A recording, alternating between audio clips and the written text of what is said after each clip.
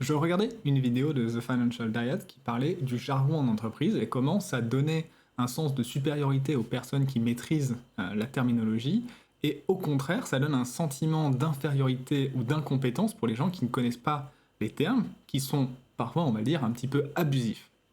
Cette vidéo vise donc à présenter les sigles et les acronymes qu'on retrouve le plus régulièrement dans les recherches liées aux finances personnelles et à l'investissement, de façon à ne pas être perdu par cette première barrière à l'entrée, qui est la compréhension des termes qui sont utilisés.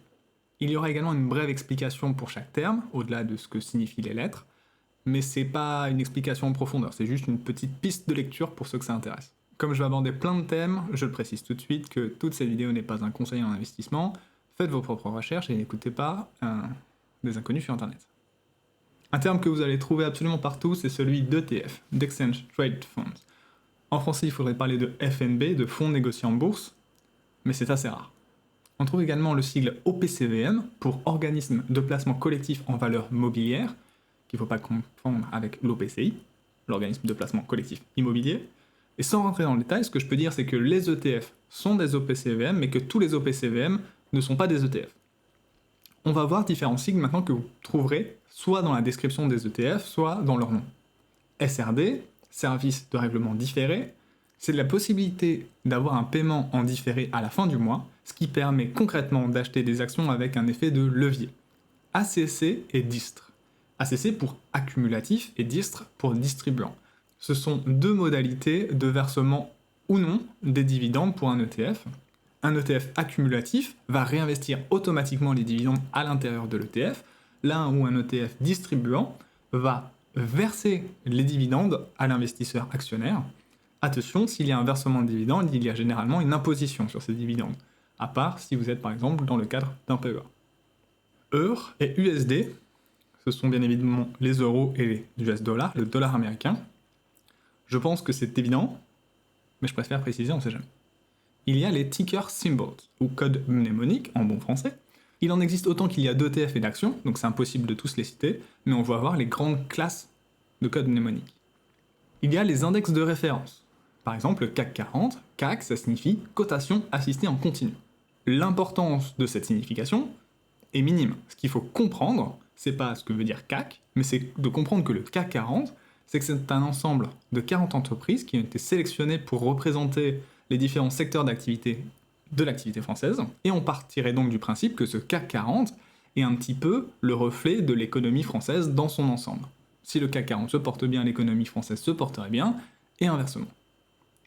De la même façon, le S&P 500 vient de Standard & Poor's, qui est une société de notation, et le 500 qui précise que la liste concerne les 500 plus grosses entreprises américaines. Lorsqu'on parle des ETF, il y a plusieurs façons de les évoquer, soit le code ISIN, soit le code mnémonique. ISIN signifie International Securities Identification Numbers, qu'on peut traduire en meilleur français, le code d'identification des titres internationaux. Par exemple, un code ISIN pourrait être le LU 1681043599, ou alors on pourrait l'appeler CW8, qui est le code mnémonique de ce même ETF. L'utilisation du code mnémonique plutôt que le code ISIN est donc une facilité de communication. Notons quelques particularités des ETF. Par exemple, plusieurs ETF peuvent suivre un même tracker. Par exemple, le CW8 et le EWLD suivent tous les deux le tracker monde. L'un est proposé par Amundi, l'autre par Lyxor. Il y a des légères différences entre les deux, mais concrètement, l'ETF fait la même chose. Tous les ETF ne suivent pas le monde. Par exemple, le PAEEM est un ETF qui suit des pays regroupés d'un point de vue économique. C'est un ETF concernant des pays émergents, considérés émergents. Il peut y avoir des ETF sectoriels, donc qui suivent un secteur particulier de l'économie, ou alors, même, comme le THLT, un secteur économique dans un secteur géographique. THLT suit les 600 plus grandes entreprises du secteur de la santé en Europe. Donc c'est sectoriel et géographique. Il y a d'autres ETF, par exemple, comme le LQQ, qui utilise un effet de levier à l'intérieur de cet ETF. Par exemple, le LQQ, c'est un Nasdaq 100 à effet x2.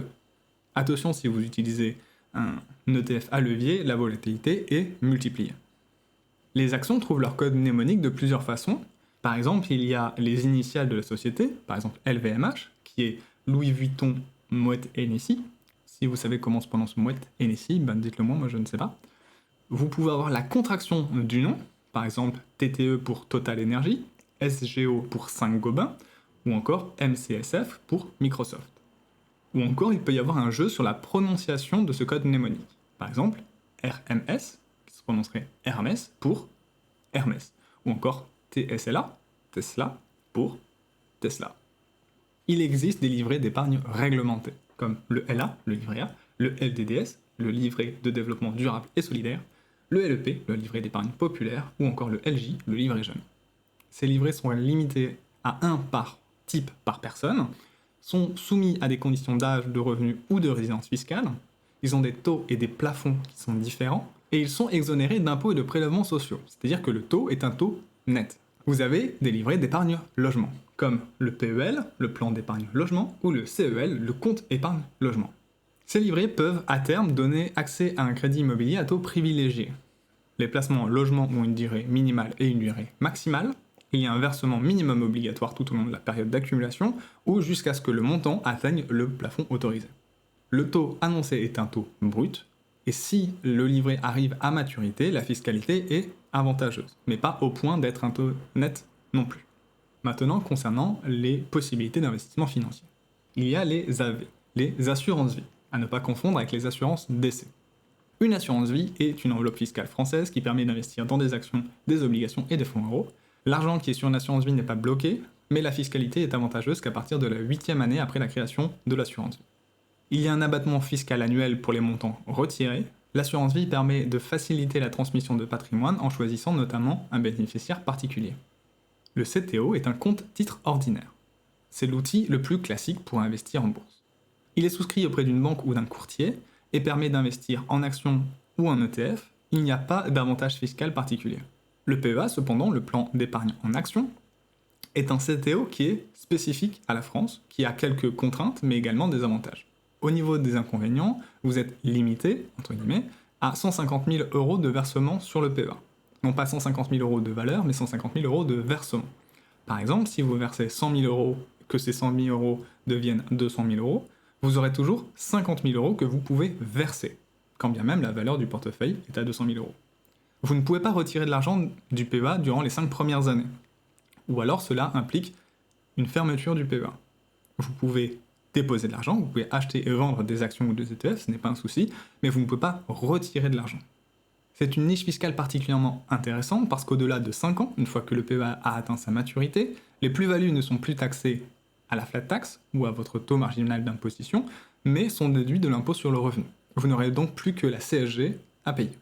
Vous ne pouvez investir que dans des actions de l'Union européenne, cependant les ETF permettent de contourner cette contrainte et vous permet d'investir dans des économies du monde entier. Il existe un PEA PME pour les petites et moyennes entreprises. Il existe un montant limité, mais ce montant limite est distinct du montant des 150 000 € du PEA. Il existe des comptes titres un petit peu plus spécifiques comme le PEE, le plan d'épargne entreprise, ou le PER, le plan d'épargne retraite, qui sont plus spécifiques au monde de l'entreprise. Vous pouvez investir au travers de votre entreprise, les montants sont généralement bloqués jusqu'à votre arrivée à la retraite, à moins par exemple de faire un premier achat pour une résidence principale. À vérifier dans la mesure où les modalités pourraient changer entre le moment où cette vidéo est publiée et le moment où vous la regardez. Parlons maintenant des impôts. Vous lirez souvent IR, l'impôt sur le revenu. C'est un impôt direct sur la personne qui peut être soit au barème, soit à la flat tax. Plus rarement, vous pourriez voir l'IS, l'impôt sur les sociétés. Lorsque vous payez votre impôt sur le revenu, vous pouvez être au barème, c'est-à-dire qu'il y a des paliers, et chaque palier, vous payez plus d'impôts sur l'argent de ces paliers.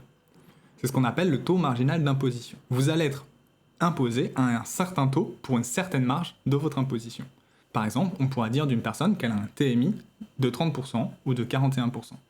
Lorsque vous dépassez un nouveau palier au niveau de l'imposition, tout votre revenu n'est pas imposé à ce palier. C'est seulement le montant qui dépasse le précédent palier qui est taxé.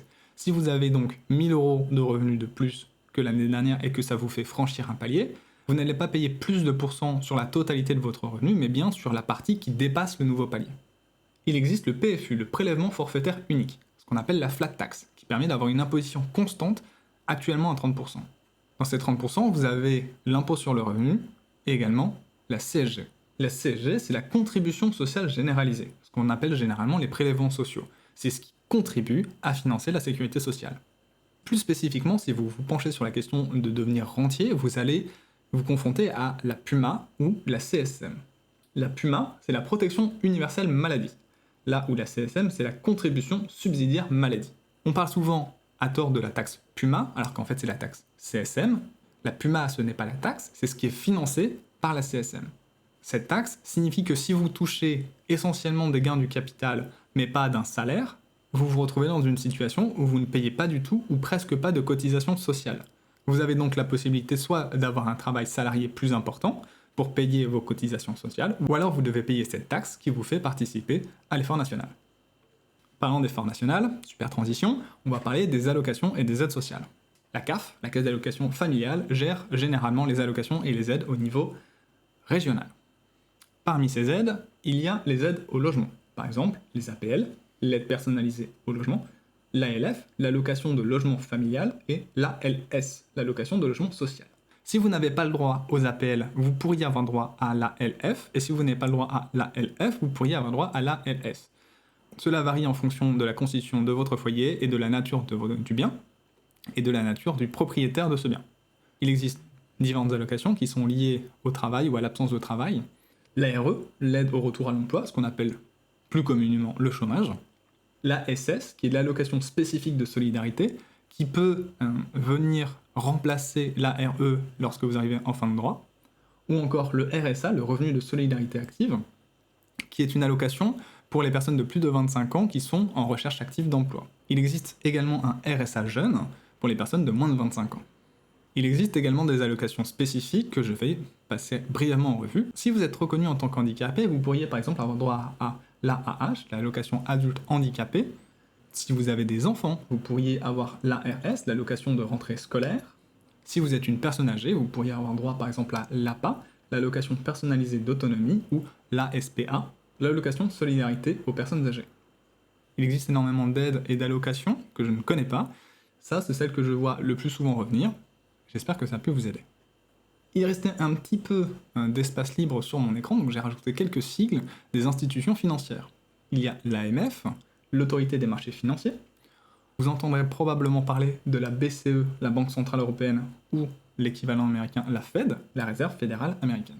Même si on en parle un peu moins actuellement, il y a également le Fonds monétaire international, le FMI, qui risque de faire reparler de lui si des États, malheureusement, arrivent en faillite des suites de la crise que nous connaissons et que nous pourrions connaître à l'avenir.